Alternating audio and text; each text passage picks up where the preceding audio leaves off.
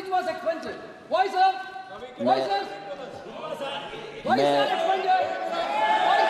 मैं अध्यक्ष जी Chair. मैं अध्यक्ष जी का धन्यवाद देना चाहता हूँ। You have to be neutral. You have to be neutral. You are the speaker. You are the speaker of the House. अध्यक्ष महोदय, You have to be remote control for the Home Minister. You are remote. Home Minister is remote control of this. अध्यक्ष महोदय, अखिलेश यादव अध्यक्ष जी महोदय, अध्यक्ष महोदय, मैं सबसे पहले आपका धन्यवाद देना चाहता हूं कि आपने मुझे अपनी पार्टी की तरफ से राष्ट्रपति जी के भाषण बोलने का मौका दिया है। अध्यक्ष जी, सत्ता पक्ष और विपक्ष दोनों लगातार अपनी बात रख रहे हैं। मैं सबसे पहले अध्यक्ष जी आपको और आपके साथ साथ सभी चुने हुए सांसदों को मैं बधाई और शुभकामनाएं देना चाहता हूं। साथ ही साथ मैं सबसे पहले देश के उन सभी समझदार और ईमानदार मतदाताओं को धन्यवाद जिन्होंने लोकतंत्र को एक तंत्र बनाने से रोका।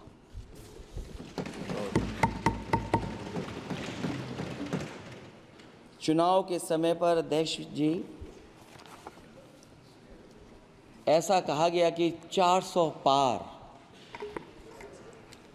मैं समझदार जनता को फिर एक बार धन्यवाद दूंगा और मैं कुछ कहना चाहता हूं कि आवाम ने तोड़ दिया हुकूमत का गुरूर, दरबार तो लगा है पड़ा गमगीन में बेनूर है पर। अध्यक्ष महोदय, दरबार तो लगा है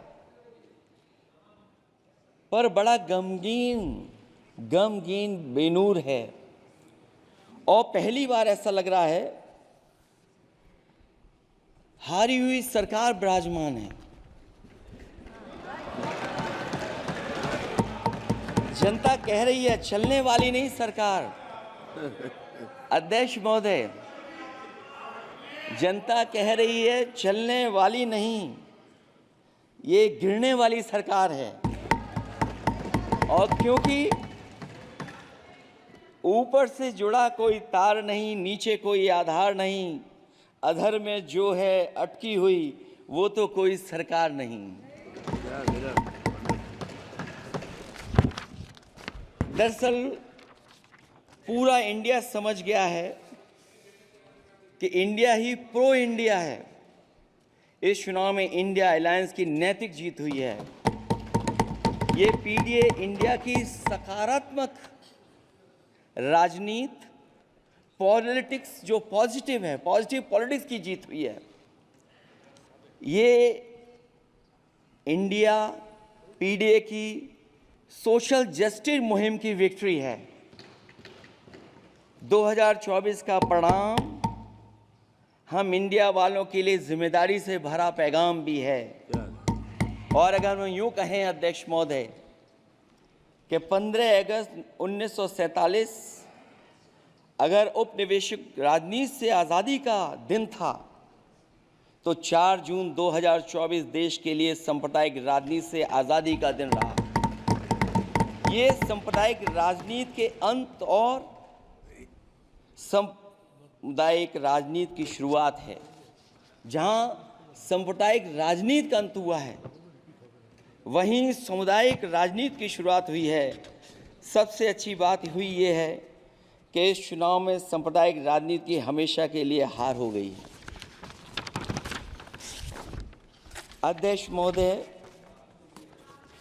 कहने को सरकार ये कहती है कि ये 5th लार्जेस्ट इकोनॉमी बन गई है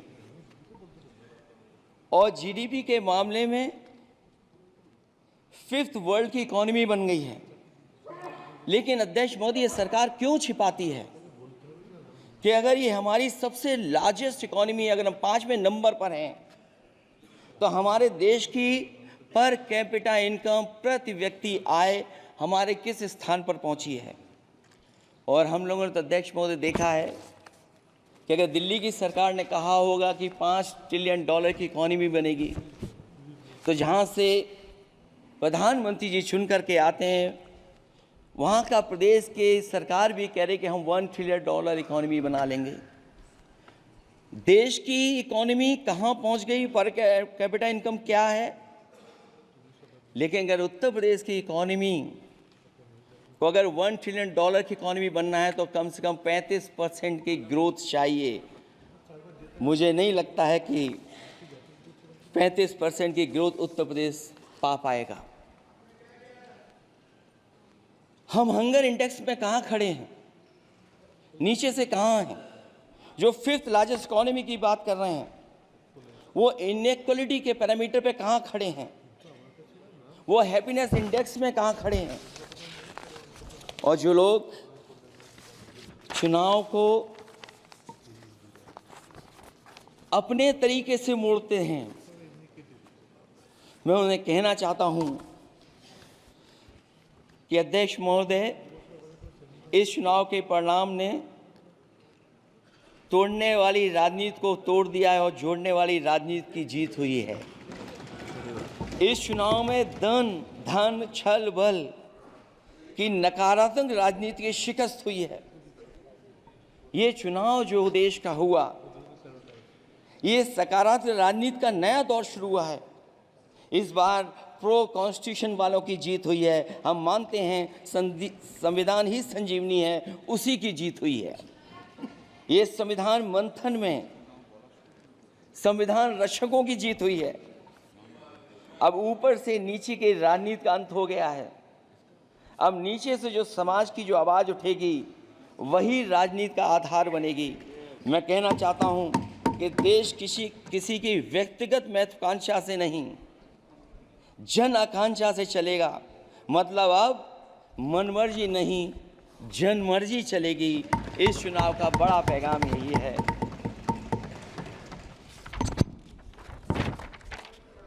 अध्यक्ष महोदय, बहुत सी बातें हुई हैं। अगर उत्तर प्रदेश की बात न हो, क्योंकि अध्यक्ष महोदय सबसे बड़ा प्रदेश जहाँ है, उसने हर बार दूसरे दल को समर्थन देकर के सरकार बनाई। मैं उन्हीं लोगों से कहना चाहता हूँ कि लोग क्यूटो की फोटो लेकर बनारस की गलियों से लेकर के गंगा जी तक ढूंढ रहे हैं। उनको लगता है जिस दिन माँ गंगा साफ हो जाएंगी, शायद उस दिन कहीं क्यूटो उसकी गोद में कहीं मिल जाएगा। बनारसी लोग चाहते हैं कि कोई गंगा जी के भी तल में उतरकर उसका दर्द भी जाने।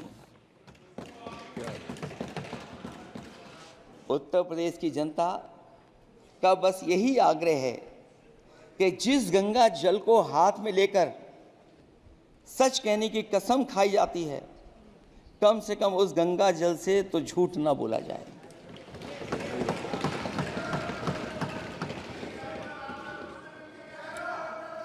जहां विकास के नाम पर खरबों रुपए की लूट का राज खोलते भ्रष्टाचार के गड्ढे प्रदेश का नाम खराब कर रहे हैं, वहीं पहली बारिश में ही टपकती हुई छत और गिर चुकी स्टेशन की दीवार बेईमानी की निशानी बन गई है। अध्यक्ष महोदय, विकास का ढिढोरा पीटने वाले इस विनाश की जिम्मेदारी कब लेंगे? और रही सच्चे विकास की बात, तो हमने जो सड़क बनाई उस पर हवाई जहाज उतरे थे और उत्तर प्रदेश की मुख्य नगरी में सड़कों पर नाव उतरी हैं। और अभी बारिश और हो जाएगी तो नाव से भी चलना पड़ेगा। यही स्मार्ट सिटी के जुमले का भी हाल है। न तो जाम से छुटकारा मिला, न बुनियादी सुविधाओं से कोई निजात मिली, न कोई बुनियादी सुविधाएं मिल पाई हैं। मुझे याद है अध्यक्ष महोदय, देश के प्रधान सांसद जी ने अनाथ पशुओं के बारे में बहुत कुछ कहा था। अनाथ पशुओं की समस्या से छुटकारा दिलवाने के लिए का वादा किया हुआ लेकिन कई चुनाव बीत गए हैं, अभी तक गन्ने का भुगतान 2 हफ्ते का वचन जो दिया था, कहां दिया था? अब तो वचन देने वाले को भी याद नहीं है। हर बात को जुमला बना देने वाले लोगों के ऊपर से जनता का भरोसा उठ गया है। इसीलिए बहुमत की सरकार नहीं है, ये सहयोग से चलने वाली सरकार है। डबल इंजन के नाम पर उत्तर प्रदेश को टकराहट के सिवा कुछ हासिल नहीं हुआ है। उत्तर प्रदेश में प्रभुत्व की लड़ाई 2 लोगों को आपस में लड़ा रही है, लेकिन उसकी मार जनता को सता रही है। पिछले 10 सालों की उपलब्धि बस इतनी रही कि एक शिक्षा परीक्षा माफिया का जन्म हुआ। अध्यक्ष महोदय, जिस समय चुनाव में थे और उत्तर प्रदेश में वो हालात देखे हैं कि नौजवान जब भी तैयारी कर करके जाता था और परीक्षा दे करके लौटता था तो उसको पता लगता था कि पेपर लीक हो गया। और उत्तर प्रदेश में केवल एक पेपर लीक नहीं हुआ है, जितनी भी परीक्षाएं हुई हैं सब पेपर लीक हुए हैं। केवल उत्तर प्रदेश ही नहीं, मैं माननीय सांसद की तरफ से सुन रहा था, कई ऐसे प्रदेश हैं जहां पर परीक्षाएं देने तो बच्चे गए लेकिन वहां भी पेपर लीक हो गया। और अभी जब 4 जून को रिजल्ट आया, उसके बाद जो बात उठी है, देश की सबसे प्रेस्टिजियस परीक्षा, उसका भी पेपर लीक हो गया। और आखिरकार ये पेपर लीक हो क्यों रहा है? सच्चाई तो ये है कि ये सरकार पेपर लीक इसलिए करा रही है कि सरकार नौकरी नहीं देना चाहती, रोजगार नहीं देना चाहती, उन नौजवानों का भविष्य नहीं बनने देना चाहती।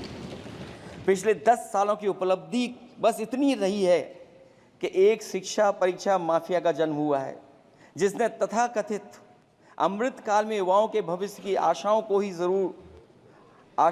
ही जहर दे दिया है। जो सरकार उम्मीद को मार दे, वह न तो वर्तमान को सुधार सकती है, न भविष्य को संवार सकती है। सरकार आशा का प्रतीक होनी चाहिए, निराशा का नहीं। जनता चाहती कि हर समस्या के लिए बीते कल को जिम्मेदार ठहराने के बहाने को सरकार छोड़े और आने वाले कल की बात करे। अगले 1000 साल के झूठे सपने दिखाने वाले, अगले महीने होने वाली परीक्षाओं के लीक न होने की गारंटी कब लेंगे? जनता अब न तो किसी बहकावे में आएगी और न किसी के बहलावे फुसलावे में आएगी। जो लोग कहते हैं कि अमृत काल की बात करने वाले, जनता का जागरण काल आ गया है। आज इस सदन में नए राजनीतिक जागरण के अनेक प्रतिनिधि बैठे हैं। अब जब बात होगी तो सच्ची बात होगी और जनता को पूरी सच्चाई के साथ हम लोग अपनी जिम्मेदारी के साथ बात रखेंगे।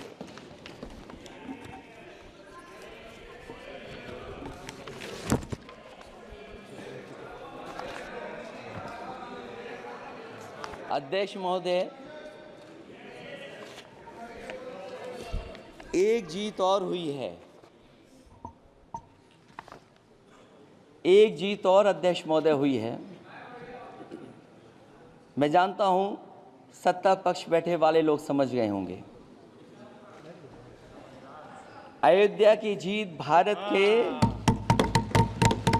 परिपक्व मतदाता की लोकतांत्रिक समझ की जीत है। और हम तो अध्यक्ष महोदय यही सुनते आए हैं, होए वही जो राम रची राखा,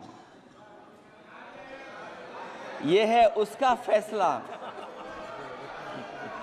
अध्यक्ष महोदय, होई वही जो राम रची राखा, यह है उसका फैसला, जिसकी लाठी में नहीं होती आवाज। जो करते थे किसी को लाने का दावा, वो हैं खुद किसी के सहारे के लाचार।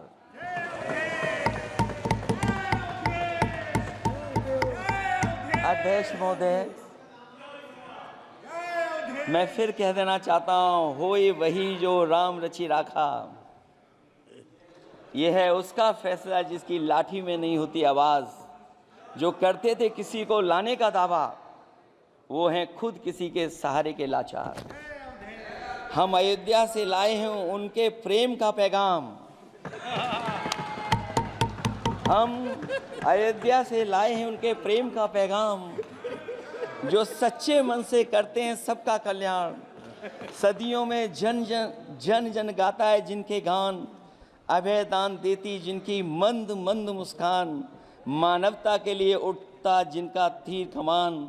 अध्यक्ष महोदय, जो असत्य पर सत्य की जीत का है नाम, उफनती नदी पर जो बांधे मर्यादा के बांध, वो है अवध के राजा पुरुषोत्तम प्रभु राम। हम अयोध्या से लाए हैं उनके प्रेम का पैगाम।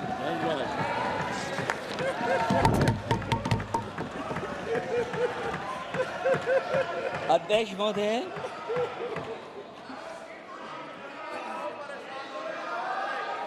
अध्यक्ष महोदय, कुछ बातें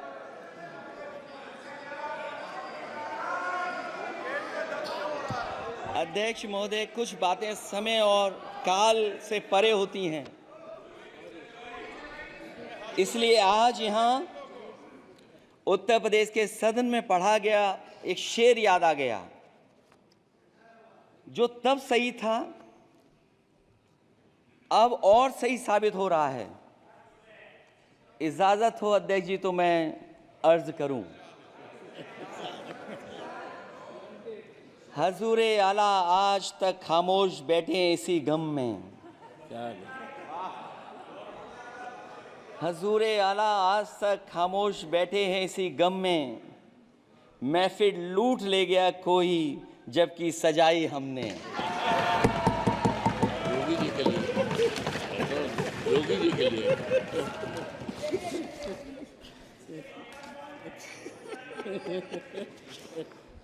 अध्यक्ष महोदय,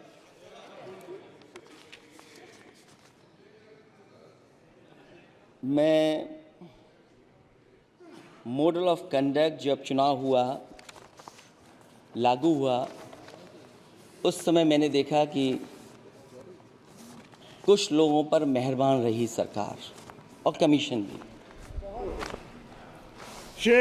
कई मैं बहुत डिटेल में नहीं जाना चाहता हूं अध्यक्ष महोदय, लेकिन कहीं ना कहीं प्रश्न उस संस्था पे भी लगा है, और अगर उस संस्था पर प्रश्न लगा है तो लगाने वाली सरकार की वजह से लगा है। इसलिए अगर निष्पक्ष होगी वो संस्था तो न केवल हमारा लोकतंत्र स्वस्थ होगा, बल्कि हमारे लोकतंत्र और मजबूत दुनिया में दिखाई देगा। अध्यक्ष महोदय, ईवीएम पे मुझे कल भी भरोसा नहीं था, आज भी नहीं भरोसा। मैं 80 के 80 सीट जीत जाऊं तब भी नहीं भरोसा। और मैंने अपने चुनाव में कहा था अध्यक्ष महोदय कि ईवीएम से जीत करके ईवीएम हटाने का काम करेंगे। न ईवीएम का मुद्दा मरा है, न जाएगा खत्म। जब तक ईवीएम नहीं हटेगी हम समाजवादी लोग उस बात पर अड़ग रहेंगे। उत्तर प्रदेश अध्यक्ष महोदय वो प्रदेश है जिसने सरकार बीजेपी की बनवाई, एक बार नहीं 2 बार बनवाई, और उसी उत्तर प्रदेश के साथ कितना बड़ा भेदभाव, उत्तर प्रदेश के साथ बड़ा भेदभाव। मुझे याद है वो दिन जब प्रधानमंत्री जी एयरफोर्स के सबसे भारी वाहन हवाई जहाज से उतरे थे सड़क पर। वो अलग बात है कि उस प्रदेश के मुख्यमंत्री उनके साथ नहीं बैठ पाए थे, लेकिन वो एक्सप्रेसवे जो बना था और आज भी जो उत्तर प्रदेश में बन रहे हैं वो उत्तर प्रदेश के बजट से बन रहे हैं। लेकिन दिल्ली की तरफ से कोई एक्सप्रेसवे अभी नहीं दिया गया है। न केवल इंफ्रास्ट्रक्चर में भेदभाव हुआ है, बल्कि हमें याद है कि प्रधानमंत्री जी ने बड़े पैमाने पे गांव गोद लिए थे। और सोचिए, अगर देश के प्रधान सांसद अगर किसी गांव को गोद ले लें और उस गांव की तस्वीर न बदले, तो शायद मैं नहीं समझता हूं कि किसी गांव की तस्वीर 10 साल में बदली होगी। मुझे वो गांव जिसको उन्होंने गोद लिया, जो प्रधानमंत्री जी की आदर्श योजना थी उसके तहत जो गोद लिया गया था गांव, वो 5 वर्ष पहले खूब शोर हुआ था कि बनारस शहर की तरह डोमरी में चमचमाने लगेगा एक गांव, हकीकत में कुछ नहीं हुआ।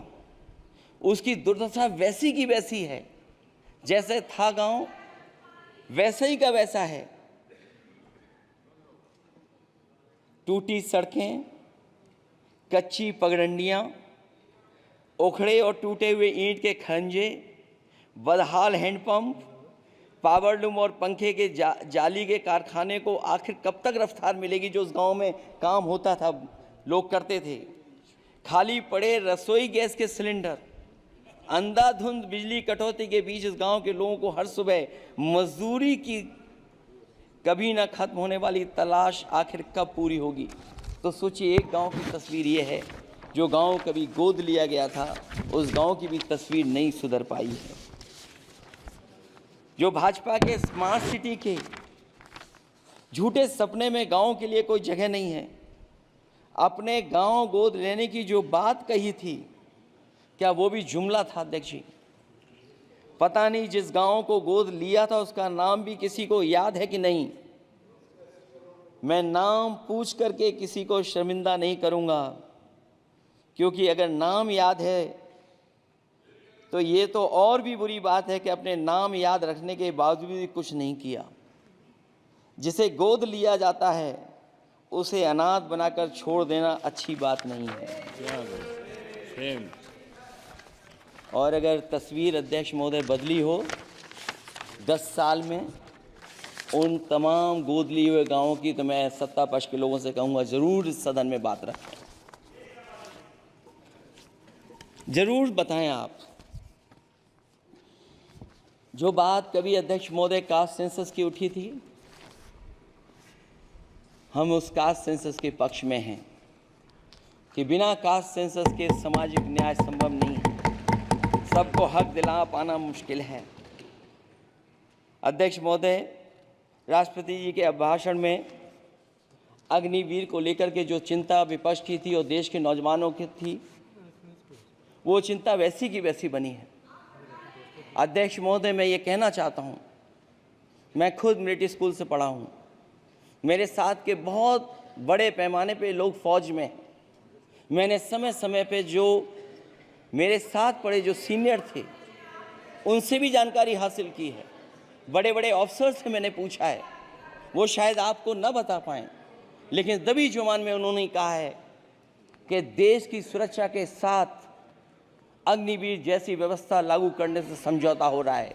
अध्यक्ष महोदय, किसी भी देश की सबसे बड़ी प्राथमिकता अगर कोई है तो वो देश की सीमाओं की सुरक्षा है। अग्निवीर जैसी व्यवस्था से कभी संभव नहीं है। अध्यक्ष महोदय, हम अग्निवीर व्यवस्था को कभी स्वीकार नहीं कर सकते हैं। आज नहीं कल, कल नहीं बाद में, जब कभी भी सत्ता में इंडिया गठबंधन आएगा, अग्निवीर व्यवस्था हमेशा हमेशा के लिए खत्म हो जाएगी। अध्यक्ष महोदय, जिन्होंने कहा कि हम आय किसानों की दोगुनी कर देंगे, आज किसान पूरा देश का देख रहा है कि उसकी आय कहाँ दोगुनी हो गई।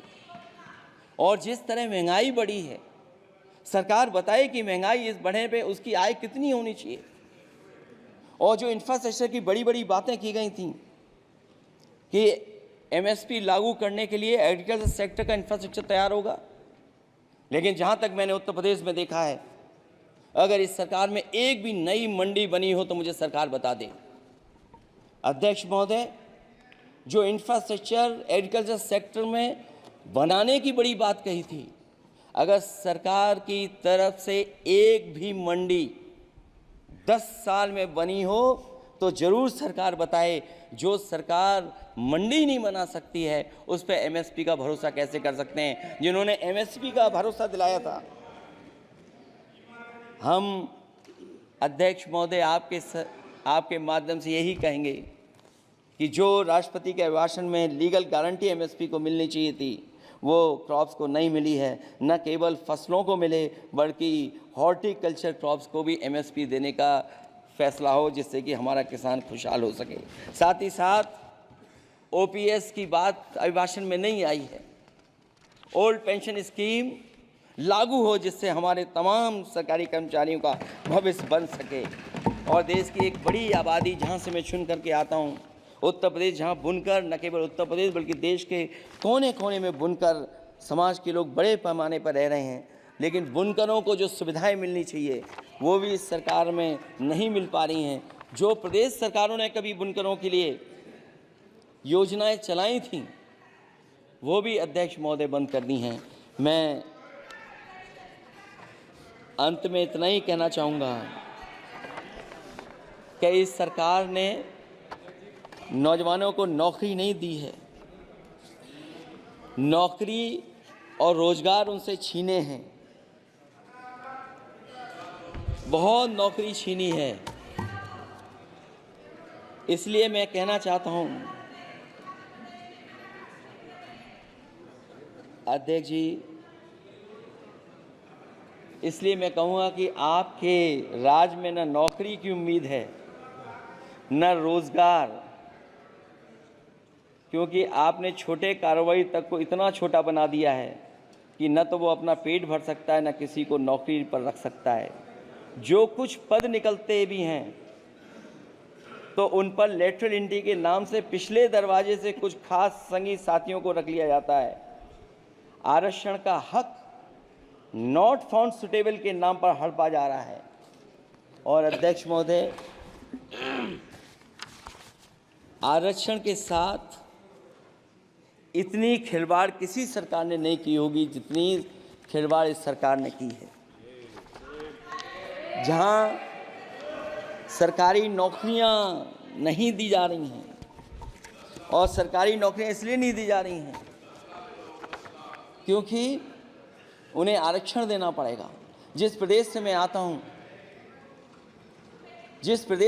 हूं वहाँ सबसे बड़े पैमाने पे नौजवान बेरोजगार है, और पिछले 10 साल में जो क्वेश्चन, जो पेपर उन्होंने लीक कराए हैं वो इसीलिए कराए हैं क्योंकि नौकरी ना देनी पड़े, और अगर नौकरी देनी पड़ेगी तो उन्हें आरक्षण भी देना पड़ेगा। ये जानबूझ करके सरकार नौकरी और आरक्षण के साथ खिलवाड़ कर रही है।